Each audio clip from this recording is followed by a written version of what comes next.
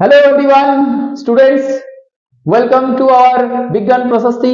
So guys, आज का जो ये क्लास होने वाला है बहुत ही इंपॉर्टेंट होने वाला है, as because a lots of things I have to explain here. So guys, अपना पेपर एंड जो पेन है उसको रेडी कर लो एंड चलो सफर शुरू करते हैं। ओके, चलो लेट्स स्टार्ट गाइज। आज हम लोग स्टार्ट करेंगे केमिकल कॉम्बिनेशन से। ओके, सो हेडिंग लगा लो सभी, केमिकल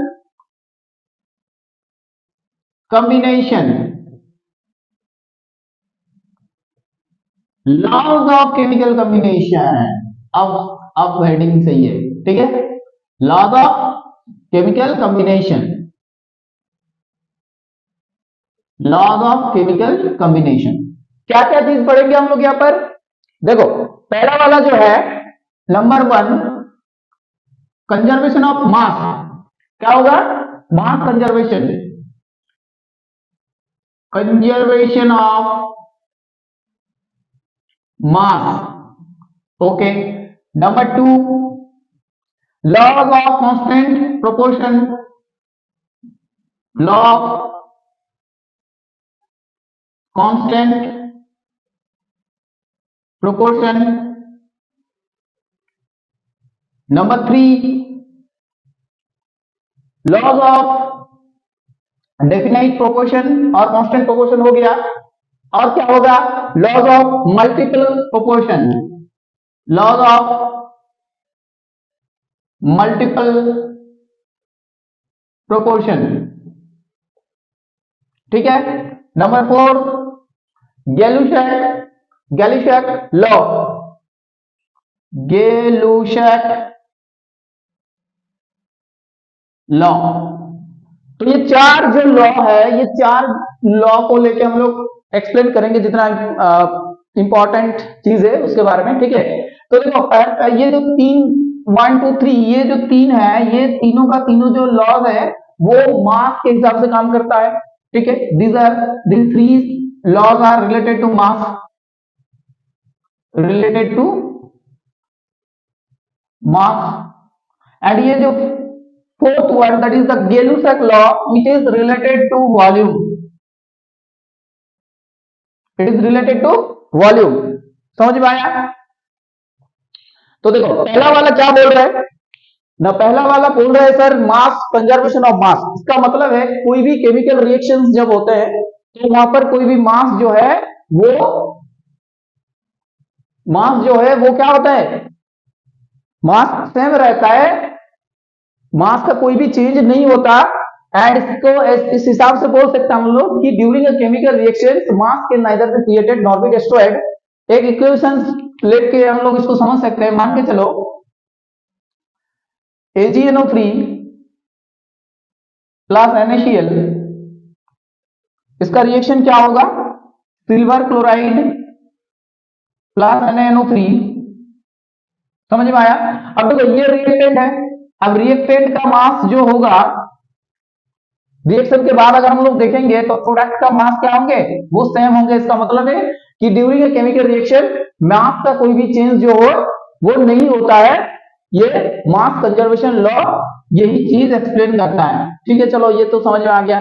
नेक्स्ट देखो, लॉज ऑफ कांस्टेंट प्रोपोर्शन का क्या मतलब है, इसको अच्छे से समझेंगे हम लोग एक एग्जांपल लेके। मान के चलो आपके पास एक कंपाउंड है AB, आपके पास क्या है? कंपाउंड AB, ठीक है सर। और उसके बाद क्या करें हम लोग? देखो, इस AB को हम दो टाइप में बना सकते हैं, मतलब दो तरीके से इसको बना रहे हैं। एक तो पहला वाला हम क्या कर रहे हैं कि x ग्राम ऑफ A लिए, ठीक है। उसके बाद y ग्राम ऑफ B के साथ उसका रिएक्शन हुआ, फिर जाके बना है AB। एक तो ये टाइप हो सकता है, ऐसे बना सकते हैं हम लोग AB को। और क्या हो सकता है ना, हम M ग्राम ऑफ A लेके N ग्राम ऑफ B के साथ उसको रिएक्शन किए, उसके बाद हम लोग AB बनाए। देखो, कोई टफ ये कॉम्प्लेक्स चीज नहीं है एकदम। AB मेरे पास एक कंपाउंड है, ये कोई भी एक कंपाउंड है, ठीक है।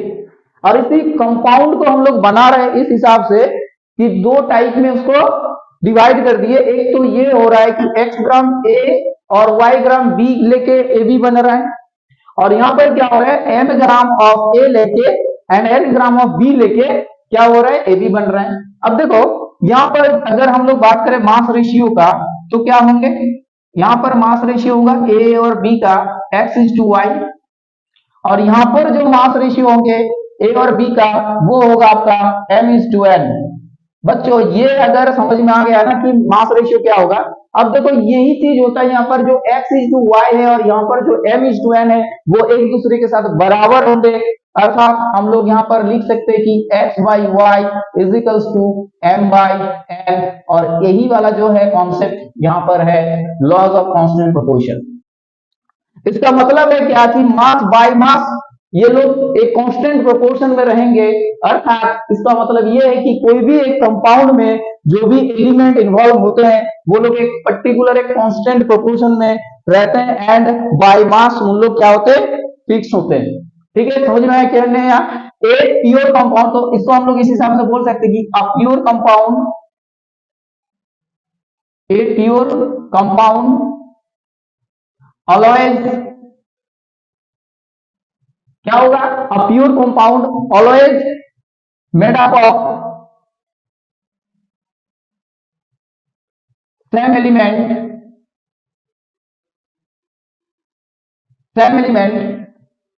एंड क्या होगा, एंड क्या होगा, a pure compound always made up of same element combine together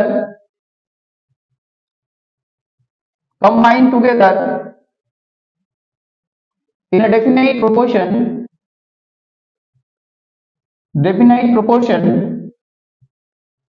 by mass। देखो किसी को अगर कोई दिक्कत है तो देख लो कि एबी एक कंपाउंड था, उसको दो टाइप में हम लोग बना रहे हैं। एबी का सोर्स मान लो अलग अलग है, ठीक है, एक तो x ग्राम ऑफ A लेके बना रहे हैं और y ग्राम ऑफ B लेके AB बना रहा है। नेक्स्ट हम लोग क्या कैसे बना रहे हैं, AB को ना n ग्राम ऑफ A लेके उसके साथ n ग्राम ऑफ B लेके AB जो है बन रहा है, और यहाँ देख रहे हैं कि इन लोग AB A और B जो एलिमेंट है इसका मास जो रेशियो है यहाँ पर x:y है, और यहाँ पर जो मास रेशियो है वो m:n है, और दोनों में क्या हो रहा है, इस रिलेशन में हम लोग देख सकते हैं कि दोनों बराबर है। उसका मतलब है कोई भी सोर्स ले लो आप, कोई भी सोर्स ले लो, उसमें जो एलिमेंट है वो डेफिनेट होंगे, एंड क्या होंगे, उन लोगों का एक मास जो रेशियो होने वाला वो डेफिनेट प्रोपोर्शन में रहेंगे।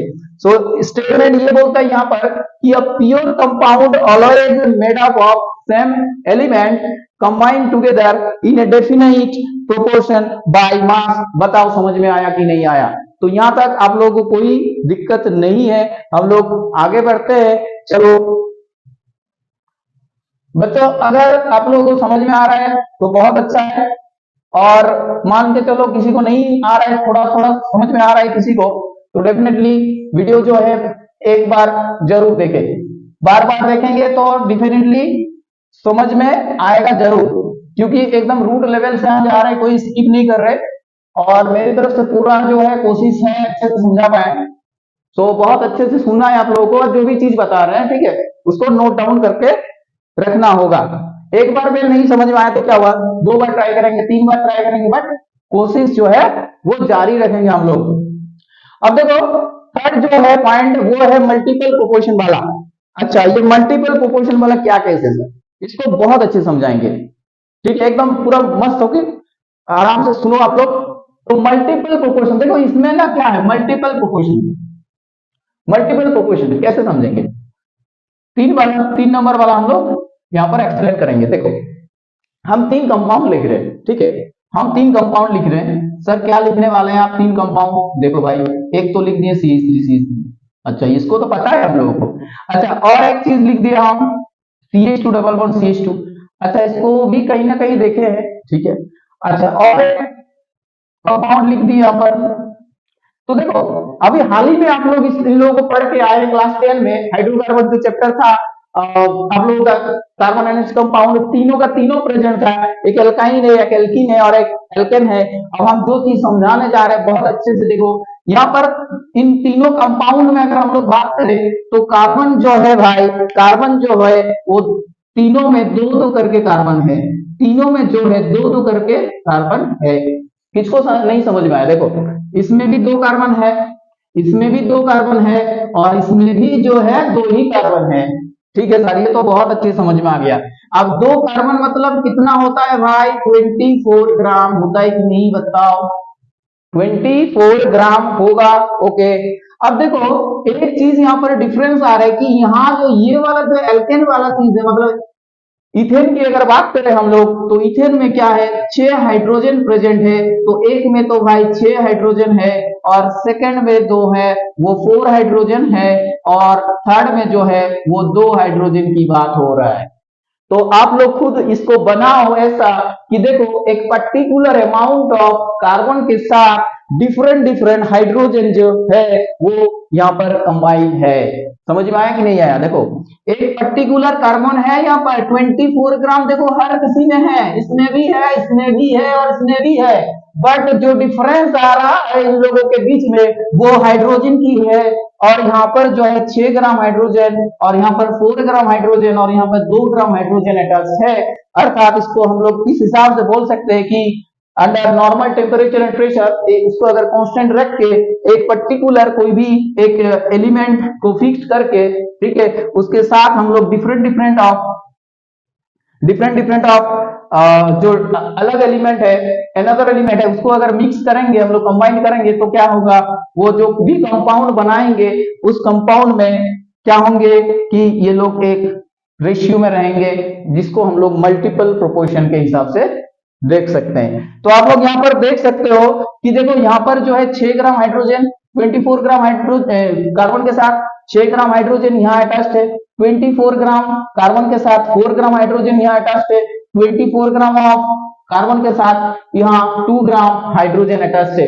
अर्थात इसमें एक को फिक्स करके बाकी जो है वो मल्टीपल में हो रहा है। हम लोग देख सकते हैं यहाँ पर जो मल्टीपल होगा 6:4:2 की बात हो रहा है यहाँ पर, और इसको और भी छोटा कर दो तो 3:2:1 के हिसाब से ये होने वाला है। तो कोई भी जो कंपाउंड फॉर्म होता है तो वहां पर जो बनने वाला है कंपाउंड जिससे बन रहा है उसमें देखो कोई एक जो है फिक्स्ड कर दे रहे हैं हम लोग, कार्बन को फिक्स करके बाकी जो है हाइड्रोजन डिफरेंट मास में प्रेजेंट है, डिफरेंट मॉलिक्यूल में। तो यही जो कॉन्सेप्ट है यहाँ का मल्टीपल प्रोपोर्शन का, ठीक है, मल्टीपल प्रोपोर्शन का यही वाला कॉन्सेप्ट है कि ये लोग जो है एक पर्टिकुलर एलिमेंट फिक्स रहेंगे, एंड बाकी जो अदर एलिमेंट है वो क्या होंगे? एक पर्टिकुलर रेशियो में रहेंगे, मल्टीपल प्रोपोर्शन 3:2:1 यहां पर जैसे हो रहा है। और भी बहुत सारा एग्जांपल ले सकते हैं हम लोग, बट ये चीज इंपॉर्टेंट है यहाँ पर। बताओ समझ में आया कि नहीं है? यहाँ देख लो एक बार, समझ में आया कि नहीं आया बताओ। ठीक है, चलो अब आगे बढ़ते हैं हम लोग। देखो और क्या है, तो 3 तो खत्म हो गया। नेक्स्ट देखो ये 4th नंबर जो है वो गेलू-साक लॉ है। अब देखो ये इंपॉर्टेंट इसी वजह से कि ये वॉल्यूम के हिसाब से बात कर रहा है। देखो गेलू-साक लॉ क्या चीज है उसको हम लोग कैसे समझेंगे। तो पहले तो एक एग्जांपल लेते हैं, ठीक है। देखो H2 और H2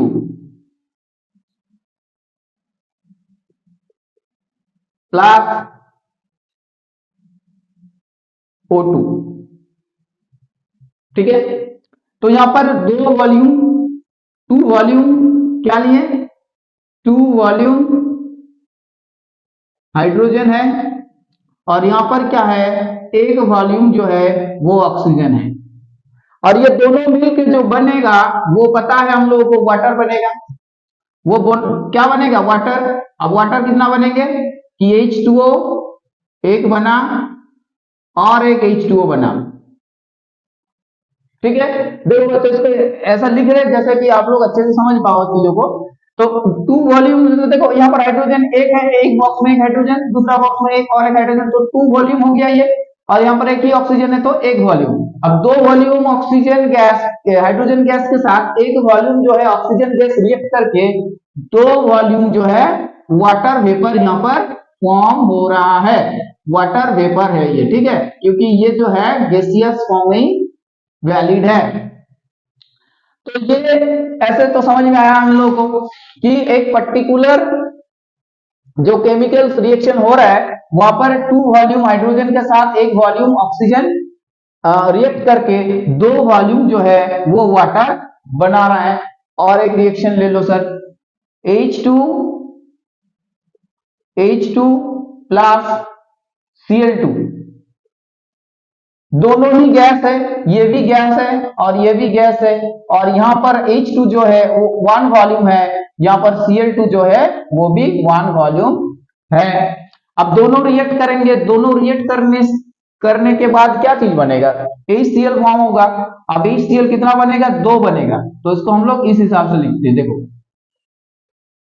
ऐसे 2 वॉल्यूम।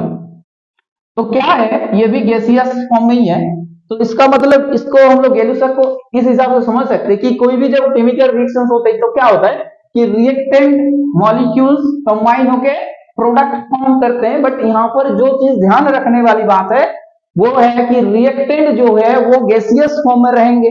तो जो भी रिएक्टेंट गैसियस फॉर्म में है उन लोगों के बीच में एक सिंपल रेशियो है, आप लोग देख सकते हो यहाँ पर, जैसे कि यहाँ पर 2:1 है और यहाँ पर 1:1 है, ये सिंपल रेशियो हो गया। अब देखो, अगर ऐसा हुआ कि जो रिएक्शन होने के बाद जो प्रोडक्ट बन रहा है वो प्रोडक्ट भी कहीं ना कहीं गैसियस फॉर्म में ही आ रहा है, जैसे यहाँ पर भी जो है रिएक्टेंट कंबाइन होकर प्रोडक्ट जो बना वो गैसियस फॉर्म में है, और यहाँ पर जो है HCl as a vapour form कर रहा है, तो डेफिनेटली जो प्रोडक्ट हो रहा है ना वो भी क्या है, गैसियस फॉर्म में ही है। तो अब पूरा इक्वेशन को इस हिसाब से देखें हम लोग, तो देखो रिएक्टेंट भी गैसियस है और प्रोडक्ट भी गैसियस है, ये लोग भी गैसियस है, रिएक्टेंट जो है, रिएक्टेंट वो भी गैसियस है, और प्रोडक्ट जो है वो प्रोडक्ट भी गैसियस फॉर्म में है। तो अब देखो एक ना रेशियो इन लोगों के बीच में हम लोग देख रहे हैं कि देखो यहाँ पर भी एक रेशियो और 2 में हो रहा है, जैसे कि यहाँ पर 1:1:2 में हो रहा है चीजें, ठीक है। अर्थात रिएक्टेंट और प्रोडक्ट दोनों अगर गैसियस होगा तो उन लोगों के बीच में एक ऐसे रेशियो रहेंगे, और यहाँ पर भी एक रेशियो जो है एग्जिस्ट करेंगे। यहाँ पर भी देखो 2:1:2। अब ये कब संभव है, ये तब संभव है जब रिएक्टेंट गैसियस है और प्रोडक्ट जो बन रहा है वो भी कहीं ना कहीं गैसियस फॉर्म में ही बन रहा है। तो रिएक्टेंट और प्रोडक्ट के बीच में एक सिंपल रेशियो हम लोग देख सकते हैं, और गैलुसाक इसको अच्छे से इस हिसाब से एक्सप्लेन किए हैं, और यही गैलुसाक वॉल्यूम वाला कॉन्सेप्ट समझ में आया कि नहीं, यहां बताओ। चलो आगे बढ़ते हैं हम लोग,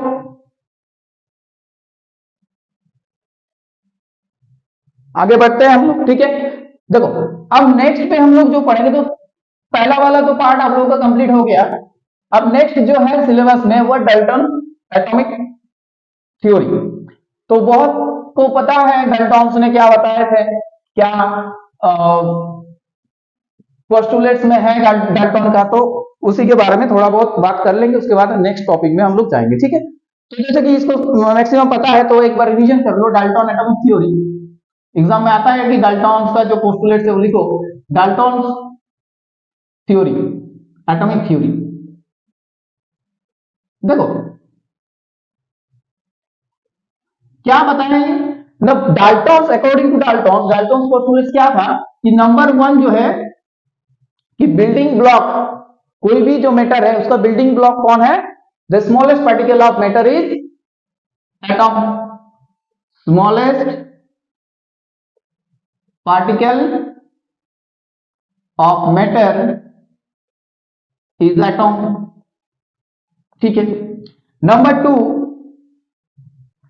2 atom can neither be created not be destroyed. Atom क्या है कि इसको क्रिएट भी नहीं कर सकते, can't be created nor be destroyed। Atom can't be created nor be destroyed, समझ में आया। Number 3 the atoms of the same element, अगर एलिमेंट हम सेम लिए तो वहां से जो भी एटॉम्स आ रहे हैं उन लोगों का जो भी केमिक मासेस है केमिकल बिहेवियर से सब के सब क्या होंगे, एक जैसा होगा। ठीक है, atoms of the same element, atoms of the same element having same mass and chemical behaviour, chemical nature और बिहेवियर। समझ में आया? नेक्स्ट नंबर 4 में क्या होगा कि एटॉम्स अगर डिफरेंट मान लो, डिफरेंट ले लिया हम, ऑक्सीजन के साथ, ऑक्सीजन एटॉम के साथ हम आयरन एटॉम की जो है कंपैरिजन करें तो अलग अलग आएंगे। तो atoms of the different element, atoms of the different element, different element having, क्या है यहां पर, डिफरेंट मास होंगे, डिफरेंट जो है वो मास डिफरेंट होंगे एंड केमिकल नेचर भी डिफरेंट होंगे, केमिकल नेचर डिफरेंट होंगे, इट ऑल्सो भी डिफरेंट। समझ में आया? नेक्स्ट क्या है कि when they combine during the chemical combination, during chemical combination different atoms और सेम एटॉम्स भी हो सकता है। तो एटॉम्स कंबाइन, एटॉम्स सेम और डिफरेंट दोनों भी हो सकता है। Combine atom, combination during chemical combination, atoms combine in a fixed ratio by mass to form compound और मॉलिक्यूल और एलिमेंट। ठीक है, समझ में आया? तो ये था डाल्टन पोस्टुलेट्स। अब देखो यहां पर ये जो इंडिविजिबल वाला कॉन्सेप्ट था ना, वो फाइनली रॉन्ग प्रूव हुआ। एटॉम्स जो है उसको हम लोग डिवाइड कर सकते हैं न्यूट्रॉन, प्रोटॉन, इलेक्ट्रॉन्स से। अब और भी बहुत सारा चीज है जहां पर हम लोग देख सकते हैं कि ये atoms of the same element having the same mass. अब देखो सेम मास होते भी दो एलिमेंट का मास सेम है, बट वो different different chemical nature show करते हैं। एग्जांपल जैसे कि कैल्शियम और आर्गन की बात कर सकते हैं हम लोग, ये एक्सेप्शन है, कैल्शियम और आर्गन। करेक्शन है डाल्टन थ्योरी का, कैल्शियम और आर्गन दोनों में देखो एटॉमिक मास जो है 40 है। ठीक है, लेकिन एटॉमिक मास दोनों में 40 है, बट ये दोनों तो अलग अलग एलिमेंट है ना, एक तो कैल्शियम है और एक आर्गन है, दोनों एलिमेंट्स क्या हो गए, अलग अलग होंगे। अब यहां देखो क्या लिखे हम लोग, same element having the same mass, और डिफरेंट एलिमेंट क्या लिखे कि डिफरेंट मास होंगे। लेकिन ये तो डिफरेंट एलिमेंट है बट सेम मास दिखा रहा है, तो ये कहां जा रहा है, अगेंस्ट जा रहा है डाल्टन थ्योरी के। ठीक है, तो इस ऐसे हम लोग डाल्टन थ्योरी को थोड़ा बहुत समझ लिए। एंड आगे हम लोग अगर बात करें तो हम लोग क्या चीज देखेंगे अब आगे जाके, क्या देखेंगे बताओ आगे जाके, एटॉमिक मास को हम लोग अच्छे से पढ़ेंगे। ठीक है, चलो तो सभी जो है क्लास को देख रहे हो तो हेडिंग लगा लो, एटॉमिक मास। अब देखो बच्चों, एटॉमिक मास क्लास 9 में थोड़ा बहुत कॉन्सेप्ट है आप लोगों का कि एटॉमिक मास होता क्या है, तो उसी के बारे में हम लोग जो है यहां पर बात करने वाले हैं। ठीक है, हेडिंग लगा लो, atomic mass.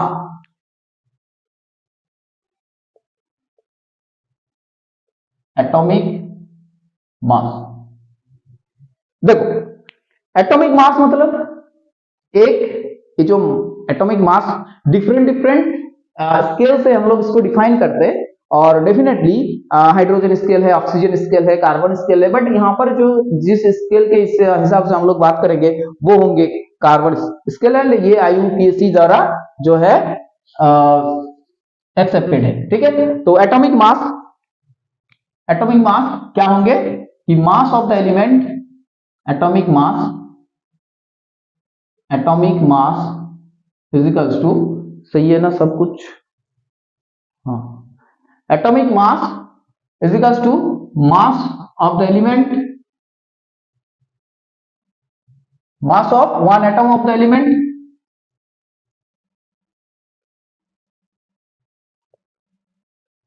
Of the element, जिस एलिमेंट की हम लोग बात कर रहे हैं, divided by 1/12 into mass of 1 atom of carbon, mass of 1 atom of carbon 12। ठीक है, तो ये है एटॉमिक मास। अब देखो एटॉमिक मास, बहुत सा एटॉमिक मास का जो यूनिट है बता रहे क्या चीज है कि एटॉमिक मास को हम लोग इस हिसाब से एक्सप्लेन कर रहे हैं कि mass of 1 atom of the element divided by 1/12 of the mass of 1 atom of carbon. अब देखो यहां पर एक चीज आता है एटॉमिक मास यूनिट। ठीक है, एटॉमिक मास यूनिट, उसके बाद एटॉमिक मास यूनिट। देखो एटॉमिक मास से जस्ट कुछ इंपॉर्टेंट एटॉमिक मास जो है हम लोग याद रखेंगे एलिमेंट का, वो लिख देंगे हम, बट पहले एटॉमिक मास को समझ लिए हम लोग। नेक्स्ट हम लोग बात करेंगे कि एवरेज एटॉमिक मास, ये एक इंपॉर्टेंट कॉन्सेप्ट है। एवरेज एटॉमिक मास क्या होता है? देखो ऐसे बहुत सारा एलिमेंट है जो कि 100% एक ही एलिमेंट, मतलब एक ही चीज नहीं रहता वहां पर।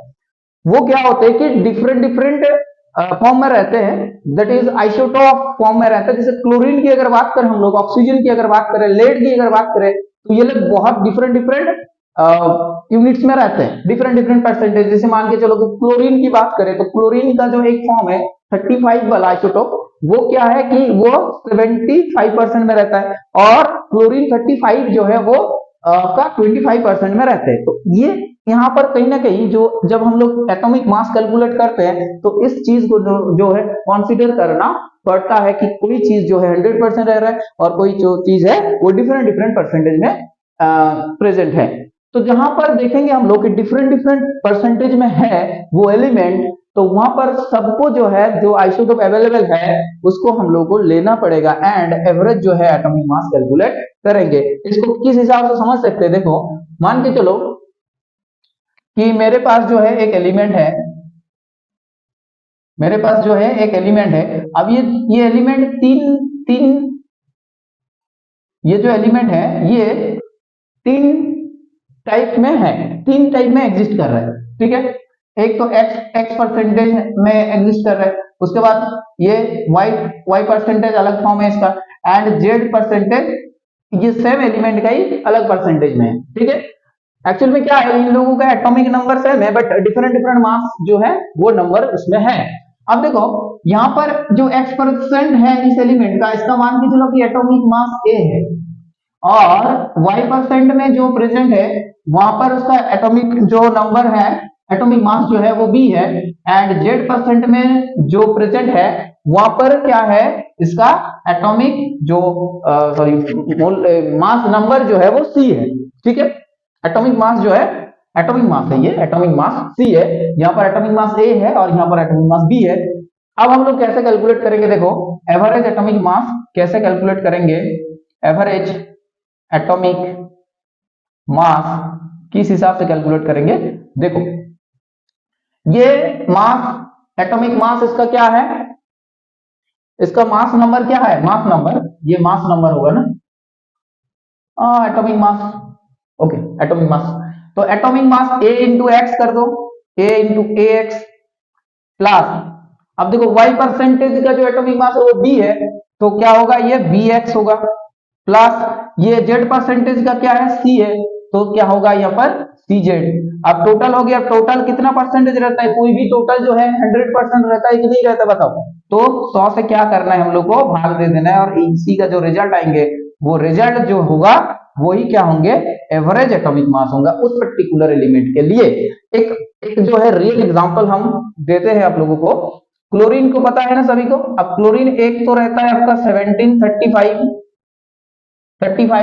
एटॉमिक मास 35, एंड और एक रहता है क्लोरीन 1737। अब देखो ये क्लोरीन 1735 जो है ना, ये रहता है आपका 75%, और क्लोरीन 37 जो है ये रहता है आपका 25%। अब कैलकुलेशन करेंगे, देखो हम लोग कैलकुलेशन करते हैं, कि 35, तो average atomic mass of chlorine calculate करते हैं हम लोग 35 इंटू कितना परसेंटेज है ना 75 प्लस, इसको ब्रैकेट में रख दो 37, जैसे कि यहां पर एटॉमिक मास 37 दिख रहा है तो 37 लिखेंगे, और ये 37 वाला जो कितना परसेंटेज में है 25 परसेंटेज में है, और ये 35 वाला कितना था 75 परसेंटेज में था, और ये 37 वाला कितना परसेंटेज में है 25 परसेंटेज में। ठीक है, तो 35 इंटू 75 हो गया प्लस 37 इंटू 25 हो गया, और बटे में क्या होगा इसका टोटल परसेंटेज। अब यही जो है निकल के आता है ना 35.5। समझ में आया कि नहीं आया बताओ। तो एवरेज एटॉमिक मास का जो नॉर्मल मैथमेटिकल एक्सप्रेशन है, जो एक्सप्रेशन है उसको natural abundance of the isotope, जैसे ये क्या है ये सब आइसोटोप है, तो natural abundance of the isotope percentage में into atomic mass divided by 100। बस इसको थोड़ा ऑटोमेटिक याद रहेगा अगर ये सब चीज अगर किसी को समझ में आया है तो। अब देखो एक चीज क्या है कि एवोगाड्रो जो लॉ है उसको थोड़ा बहुत बता देते हैं, नेक्स्ट हम लोग आगे में चलेंगे। एवोगाड्रो हाइपोथेसिस क्या था, एवोगाड्रो हाइपोथेसिस क्या था, जस्ट एक एग्जांपल से हम लोग चीजें को समझते हैं। देखो एवोगाड्रो हाइपोथेसिस, एवोगाड्रो हाइपोथेसिस और एवोगाड्रोस लॉ भी बोल सकते हो।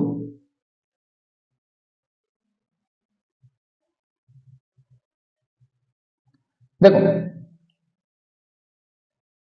एक वॉल्यूम का एक सिस्टम लिए हम यहां पर, अनदर एक सिस्टम लिए।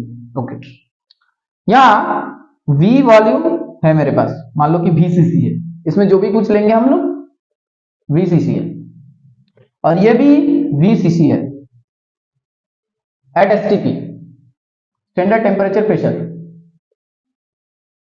स्टैंडर्ड टेम्परेचर प्रेशर में क्या है कि इसमें भी VCC है और इसमें भी VCC है। अब मान के चलो यहां पर VCC में अगर मेरे पास 3 ऑक्सीजन मॉलिक्यूल है, VCC में अगर 3 ऑक्सीजन मॉलिक्यूल है तो VCC में कार्बन डाइऑक्साइड लेंगे तो वहां पर भी 3 ही कार्बन डाइऑक्साइड जो है मॉलिक्यूल प्रेजेंट रहेंगे। यही था एवोगाड्रोस लॉ। ठीक है, तो VCC मतलब equal volume of all gases having equal number of molecule.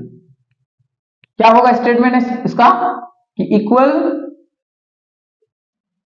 Volume of all gases having equal number of molecule eight STP।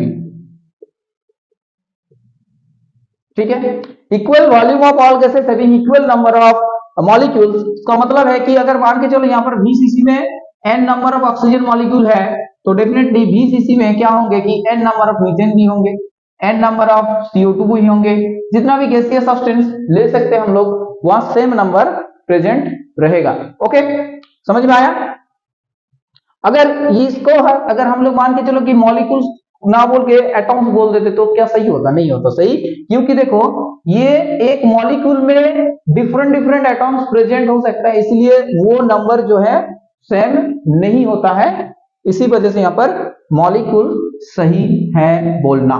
Okay, so equal volume of all gases having equal number of molecules का number equal रहेंगे, लेकिन atoms का number जो है वो equal नहीं रहने वाला, क्योंकि यहां पर एक मॉलिक्यूल 2 एटॉम्स दे रहा है, यहां पर एक मॉलिक्यूल 2 एटॉम दे रहा है कि नहीं, बट यहां पर देख सकते हैं हम लोग कि एक मॉलिक्यूल 3 एटॉम्स दे रहा है, तो अलग होंगे, ध्यान रखना है इसको, ठीक है।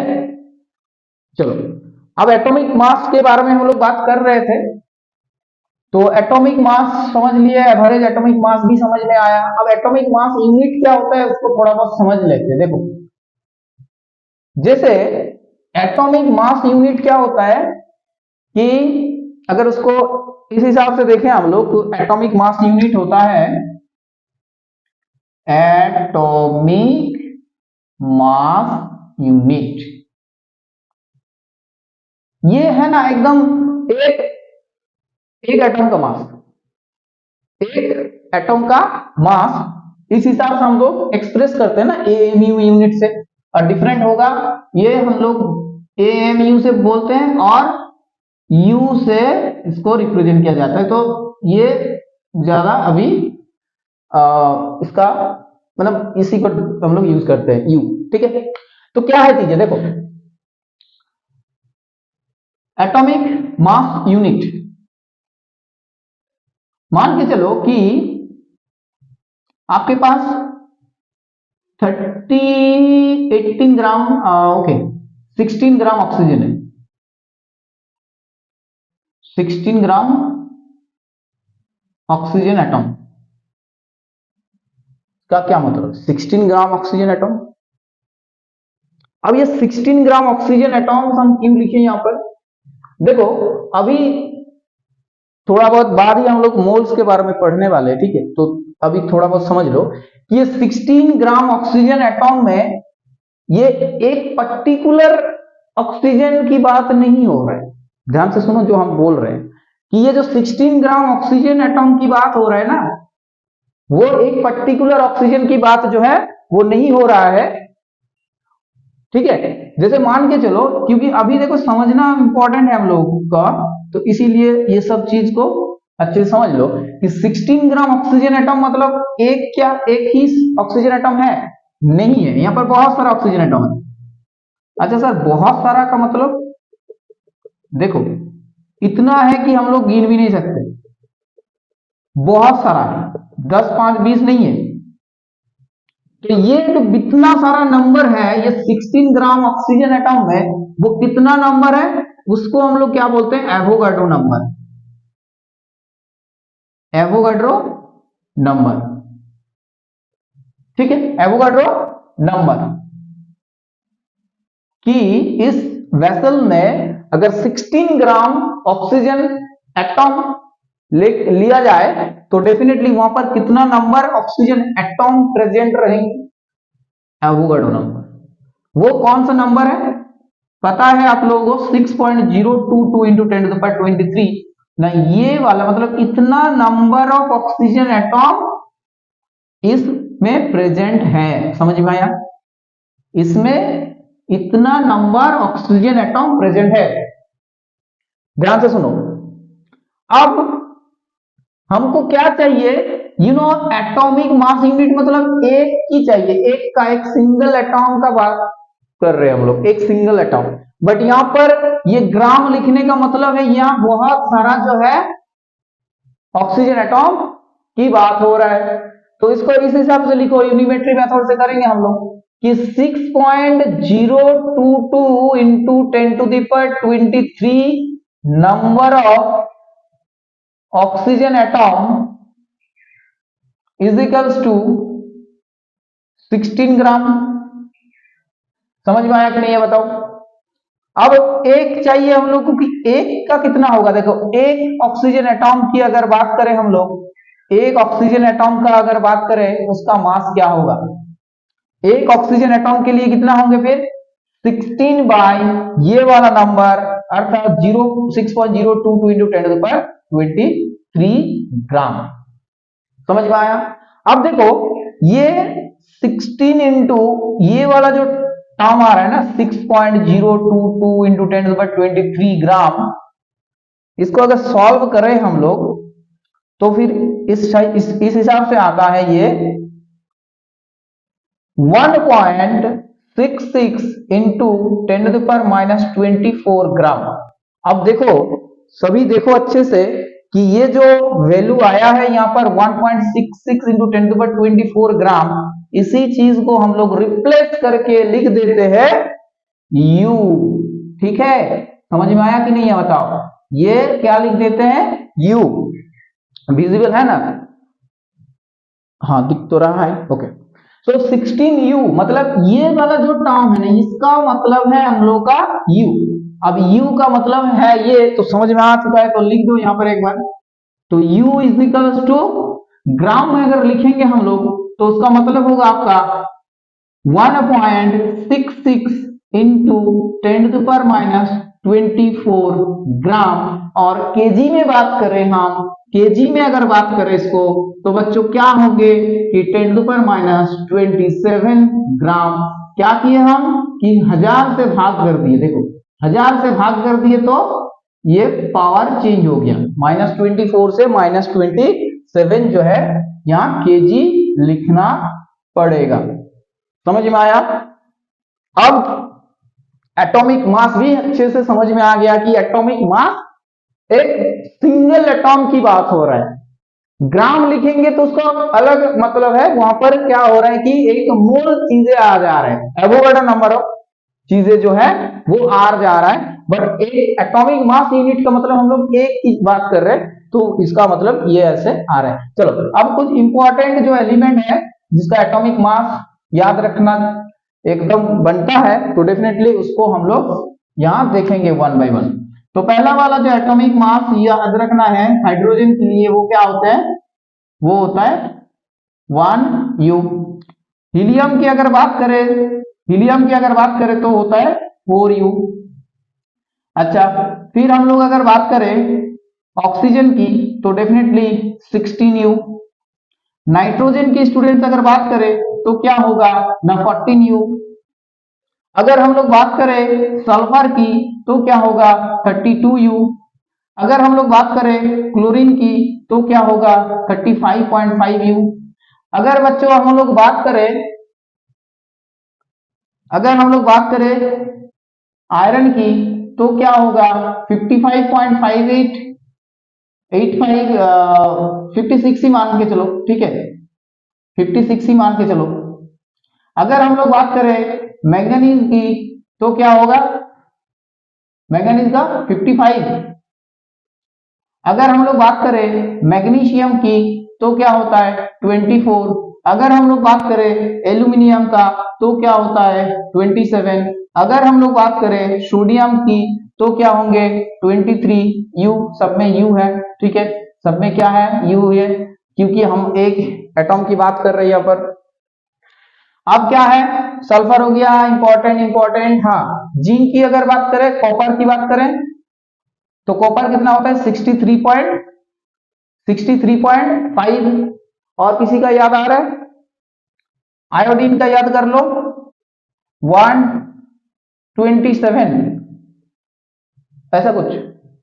ओके, तो बाय द वे ये सब चीज आप लोगों को ऐसे याद हो जाएगा, ठीक है।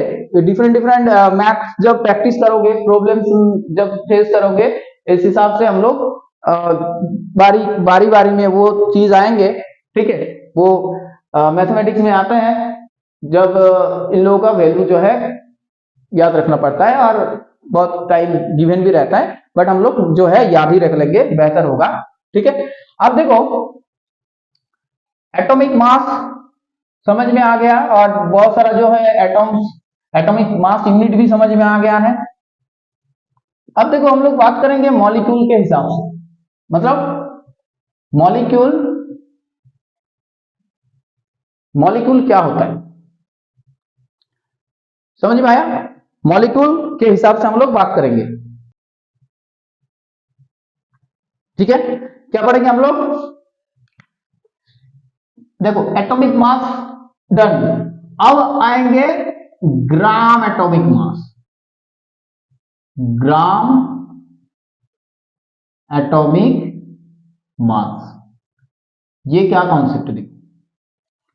एक चीज नोटिस करो आप लोग कि एटॉमिक मास के साथ ग्राम वर्ड जो है वो अटैच्ड है। एटॉमिक मास के साथ क्या अटैच्ड है? ग्राम।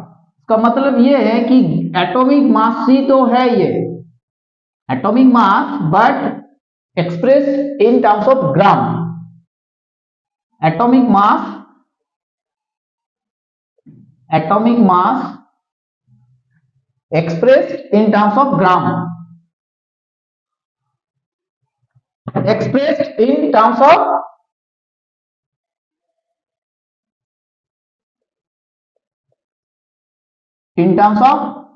ग्राम।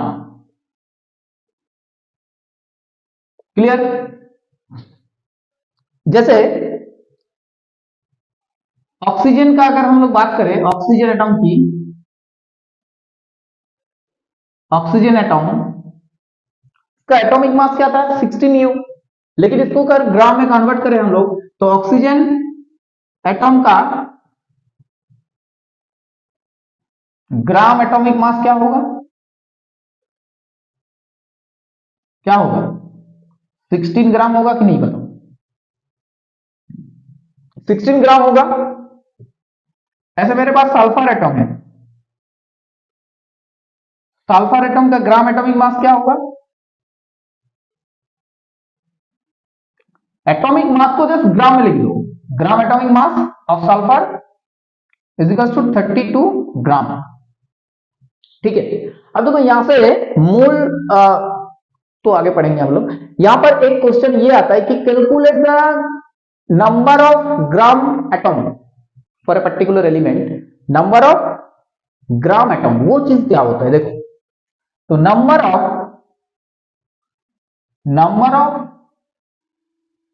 ग्राम एटम, ये मोल जैसा ही कॉन्सेप्ट है, नंबर ऑफ ग्राम एटम। तो पहले एक एग्जांपल लेते हैं यहां पर। ये पूछा गया है आपसे कि calculate the number of gram atom for 64 gram sulphur. आपके पास 64 ग्राम सल्फर है, इस 64 ग्राम सल्फर में क्या होगा नंबर ऑफ ग्राम एटम। तो स्टूडेंट्स इसको इस हिसाब से लिख सकते हैं हम लोग कि जो एलिमेंट, जो मास गिवन है, given atomic mass of the element, इसका मतलब 64 डिवाइडेड बाय जो ग्राम एटॉमिक मास है एलिमेंट का, वो ग्राम atomic mass of the element that is 32। तो क्या आ रहा है आंसर 2। तो इसका एक्सप्रेशन किस हिसाब से होगा कि given atomic mass, given atomic mass of the element divided by जो ओरिजिनल जो एटॉमिक मास होता है उस एलिमेंट का, जिस एलिमेंट के बारे में बात कर रहे हैं। तो ग्राम atomic mass of the element.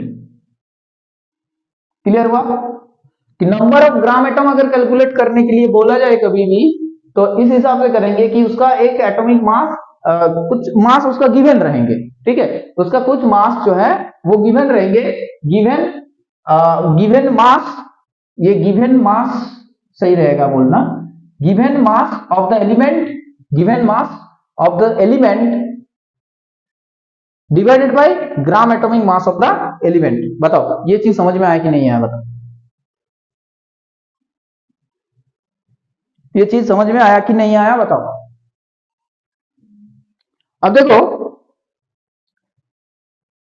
तो given mass of the element divided by gram atomic mass of the element, जो भी गिवन रहेंगे उसको ऊपर लिखेंगे न्यूमरेटर में, डिनोमिनेटर में क्या लिखेंगे उसका एटॉमिक मास तो पता ही है, जैसे सल्फर ऑक्सीजन अगर पूछा होता तो उस हिसाब से बोलते थे। नेक्स्ट हम लोग बात करेंगे स्टूडेंट ग्राम मॉलिक्यूलर मास, ग्राम मॉलिक्यूलर मास। ओके, तो ग्राम मॉलिक्यूलर मास, देखो एक तो चीज सर पता है हम लोगों को कि मॉलिक्यूलर मास तो पता है हम लोग क्या होता है। अब मॉलिक्यूलर मास ही ग्राम के हिसाब से लिखा जाए तो हो गया मॉलिक्यूलर मास। तो उसका मतलब सेम ही है कि molecular mass express in terms of gram, molecular mass expressed in terms of ग्राम। एकदम क्लियर है, ठीक है, एकदम क्लियर है कि नहीं, पानी की तरह क्लियर है कि नहीं, बताओ, क्रिस्टल क्लियर है कि नहीं। Molecular mass expressed in terms of gram, confuse होना ही नहीं भाई, मॉलिक्यूलर मास पता है, बस उसको ग्राम में लिख देंगे, वही तो चीज है। अब देखो मॉलिक्यूलर मास कैसे कैलकुलेट करते थे हम लोग, जैसे मान के चलो वाटर एक मॉलिक्यूल है, एक सिंगल वाटर मॉलिक्यूल की बात करते हैं हम लोग, तो एक सिंगल वाटर मॉलिक्यूल के मॉलिक्यूलर मास कैसे कैलकुलेट करते हैं कि ये जो एटॉम से बना है, ये जो कॉन्स्टिट्यूएंट पार्टिकल से बना है, उसका एटॉमिक मास कैलकुलेट करके ऐड कर देते थे। जैसे कि वाटर के केस में 2 हाइड्रोजन एटॉम है और एक ऑक्सीजन एटॉम है, तो 2 हाइड्रोजन एटॉम के लिए 2U और एक ऑक्सीजन एटॉम के लिए 16U। तो इस हिसाब से अगर बात करें हम लोग, तो H2O का क्या निकल के आ जा रहा है, 18U। समझ में आया कि नहीं, बताओ। तो अब देखो ये 18U के प्लेस में अगर हम लोग ग्राम लिखे तो वो क्या होंगे फिर, ग्राम मॉलिक्यूलर मास। ग्राम मॉलिक्यूलर मास, अब ग्राम लिख रहे हैं तो उसका मतलब क्या है, उसका यहां पर एक वाटर मॉलिक्यूल की फिर बात नहीं होगा, वहां पर होंगे वो एवोगाड्रो नंबर जो था, वो वाला नंबर जो है, उतने नंबर वहां पर प्रेजेंट होंगे उस 18 ग्राम वाटर सिस्टम में। ठीक है, समझ में आया, समझ में आया कि नहीं है, बताओ। तो यहां पर क्या होगा, molecular mass of gram molecular mass of water क्या होगा, 18 ग्राम। क्या होगा, 18 gram. Gram molecular mass of glucose की अगर बात करें हम लोग, C6H12O6, तो क्या होंगे फिर 180 ग्राम। ऐसे ही चलेगा सारा चीज। ओके, अब देखो जैसे नंबर ऑफ ग्राम एटॉम की बात किए थे हम लोग आगे में, यहां पर भी ग्राम नंबर ऑफ ग्राम मॉलिक्यूल जो है एक्सप्रेशन, वो भी हम लोग बनाएंगे। और उसका क्या मतलब है, देखो नंबर ऑफ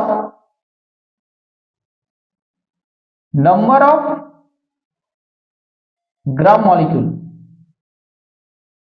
जैसे नंबर ऑफ ग्राम एटम था, यहां पर क्या लिखेंगे हम, नंबर ऑफ ग्राम मॉलिक्यूल। देखो नंबर ऑफ ग्राम मॉलिक्यूल मतलब जो कोई भी मान लो कि यहां पर 18 ग्राम 36 ग्राम वाटर आपके पास है। ओके, 36 ग्राम वाटर है मेरे पास, और पूछ रहा है कि नंबर ऑफ ग्राम मॉलिक्यूल बता दो, तो क्या करेंगे, सिंपली जो मास गिवन है उससे भाग दे देंगे मॉलिक्यूलर मास को। इसको हम लोग ग्राम मोल भी बोलते हैं, इसको हम लोग ग्राम मोल भी बोल सकते हैं। ये कूलर वाला टर्म हटा भी देंगे तो कोई दिक्कत नहीं होगा, दोनों का जो मीनिंग है वो सेम होंगे, यहां पर कोई दिक्कत नहीं होने वाला। तो don't confuse with the term molecular and mole.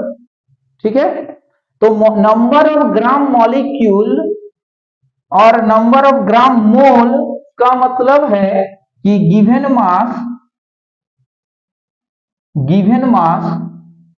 Of the molecule divided by gram molecular mass, gram molecular mass of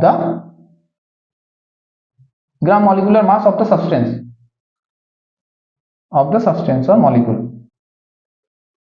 clear, number of gram molecule is equals to given mass of the molecule divided by gram molecular mass of the substance. और जो example हम लिए अभी 36 ग्राम मान लो आपके पास water है, तो उसमें क्या होगा, नंबर ऑफ ग्राम मोल और molecule so number of gram मोल क्या होगा 36 डिवाइडेड बाई, वो गिवन है, जो चीज गिवन है उसको ऊपर लिखेंगे और इसका जो मॉलिक्यूलर मास होगा, ग्राम मॉलिक्यूलर मास, वो वाटर सब्सटेंस के लिए कितना होता है 18। सो क्या होगा आंसर 2 होंगे। और ये एक नंबर है तो उसका कोई भी यूनिट नहीं होगा। देखो आप लोग अगर समझ में आया है तो बहुत अच्छा है।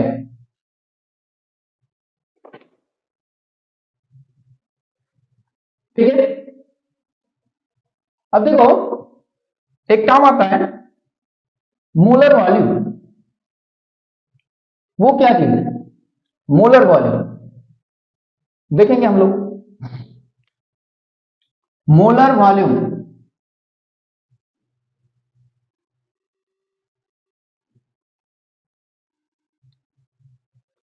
पहले कुछ एग्जांपल से चीजों को समझते हैं। ठीक है, अभी हम लोग बात की है कि ग्राम मॉलिक्यूल। ओके, तो मान के चलो मेरे पास 28 ग्राम नाइट्रोजन है, नाइट्रोजन मॉलिक्यूल गैस के हिसाब से नाइट्रोजन मॉलिक्यूल है मेरे पास 28 ग्राम। ओके सर, मेरे पास 32 ग्राम ऑक्सीजन मॉलिक्यूल है। ठीक है, ये भी सही है। और 44 ग्राम कार्बन डाइऑक्साइड मेरे पास है। ठीक है, ये भी सही है। मेरे पास 18 ग्राम वाटर वेपर है, वाटर वेपर मॉलिक्यूल है, ये भी मान लिए, चलो ठीक है।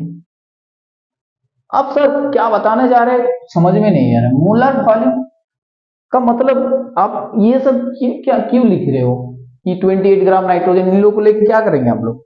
देखो ये 28 ग्राम नाइट्रोजन मॉलिक्यूल का मतलब है क्या 1 ग्राम मोल, 1 ग्राम मोल, 1 ग्राम मोल ऑफ नाइट्रोजन मॉलिक्यूल, ये 1 ग्राम मोल ऑफ ऑक्सीजन मॉलिक्यूल।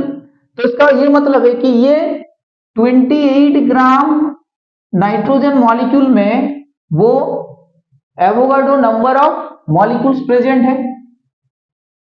यहां पर कितना number of nitrogen molecule present है 6.022 into 10 to the power 23 number of N2 molecule है प्रेजेंट। ठीक है, अब यहां पर 32 ग्राम ऑक्सीजन मॉलिक्यूल मतलब यहां पर भी 6.022 इंटू 10 टू द पावर 23 ये number of oxygen molecule present है, ऑक्सीजन मॉलिक्यूल प्रेजेंट है। यहां पर भी 6.022 10 to the power 23 number of CO2 present है और यहां पर भी सेम वाटर वेपर प्रेजेंट होंगे। ओके, अब देखो अगर हम इन लोगों का वॉल्यूम मेजर करें, इन लोगों का वॉल्यूम मेजर करें, सबका वॉल्यूम अगर मेजर करें हम लोग at constant temperature and pressure, अगर एसटीपी की बात करें हम लोग स्टैंडर्ड टेम्परेचर प्रेशर, तो सब में हर किसी केस में यहां पर 22.4 लीटर ही जो है वो वॉल्यूम आएंगे और इसी को हम लोग क्या बोलेंगे मोलर वॉल्यूम, अर्थात एक मोल कोई भी जो सब्सटेंस है गैसियस सब्सटेंस उसका वॉल्यूम। समझ में आया कि नहीं बताओ। ठीक है, देखो तो मोलर वॉल्यूम मतलब volume of 1 mole of gaseous substance, volume of 1 mole of gaseous substance, जो क्या होता है हमेशा एक मोल के लिए क्या होगा हमेशा 22.4 लीटर, और अगर सीसी में बात करें हम तो 22,400 अर्थात 22,400 सीसी और सेंटीमीटर क्यूब और ml, चलो सारा बता दिए। सीसीबी होता है सेंटीमीटर क्यूब ml, इस हिसाब से हम लोग बात कर सकते हैं। इसको थोड़ा घुमा के अगर बोले हम तो क्या होगा, देखो जस्ट रिलेट करना सीखना होगा आप लोगों को कि 22,400 सीसी इस वॉल्यूम में ये कितना ग्राम वाटर मॉलिक्यूल प्रेजेंट होंगे, और ये सारा चारों का चारों चीज कितना करके 18 ग्राम 44। अगर इस हिसाब से पूछा जाए कि कोई भी गैस का अगर हम लोग ये वॉल्यूम ले ले तो उसमें क्या नंबर ऑफ दैट सब्सटेंस रहेंगे ना, वो एवोगाड्रो के हिसाब से रहेंगे। अर्थात ये जो नंबर एवोगाड्रो है Na 6.022 into 10⁻23 इस नंबर पे जो है प्रेजेंट रहेंगे। समझ में आया कि नहीं आया बताओ। तो यहाँ बहुत सारा ना रिलेशन बना सकते हैं हम लोग। अब आगे जाकर नेक्स्ट क्लास में हम लोग उसी के बारे में बात करेंगे कि मोल कॉन्सेप्ट को बहुत अच्छे से बहुत गहराई से समझेंगे कि क्या है चीजें और कैसे बहुत अच्छा सवाल मोल कॉन्सेप्ट से बनता है और उसको सॉल्व भी कैसे किया जाता है।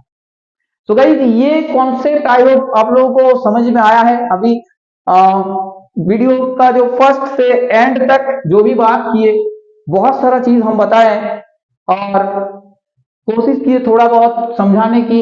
अगर आप लोगों को समझ में आया है, थोड़ा बहुत भी समझ में आया है डेफिनेटली, तो आप लोग इसको और भी अच्छे से पढ़ो, बुक से पढ़ो, ठीक है। और अगर नहीं समझ में आया then you can ask me in the comment section and इसके रिगार्डिंग और भी कुछ अगर डाउट रहा तो डेफिनेटली आप लोग पूछ सकते हो।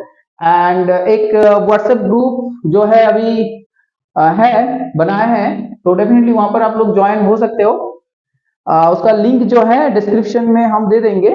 एंड जो भी नोट्स है और कुछ इंपॉर्टेंट सवाल जो भी है उस ग्रुप में हम अपडेट देते रहेंगे। तो डेफिनेटली आप लोग जो है उस ग्रुप को ज्वाइन कर लो and do share and subscribe our channel, क्योंकि आप लोग को जो है यहाँ पर मदद तो थोड़ा बहुत करनी होगी, क्योंकि ये जो भी कुछ कर रहे हैं स्टूडेंट्स के लिए ही कर रहे हैं। एंड ज्यादा से ज्यादा स्टूडेंट को अगर हेल्प कर पाए तो ये इससे बड़ा बात और क्या हो सकता है। सो गाइस अगर ये चीज आप लोगों को समझ में आया तो डेफिनेटली ये थर्ड वीडियो है इस टॉपिक का, बेसिक कॉन्सेप्ट ऑफ केमिस्ट्री। और भी बहुत सारा चीजें हैं, मोलरिटी मोलालिटी वाला सवाल बनेंगे कैसे, ठीक है, और मोलर इक्विवेलेंट वेट कैसे कैलकुलेट करेंगे, तो ग्राम मोल, ये बहुत सारी चीजें जो कि हम लोग नेक्स्ट क्लास में बात करेंगे। So please do share and subscribe and आज के लिए रखते हैं यहीं पर। Okay, bye everyone, bye.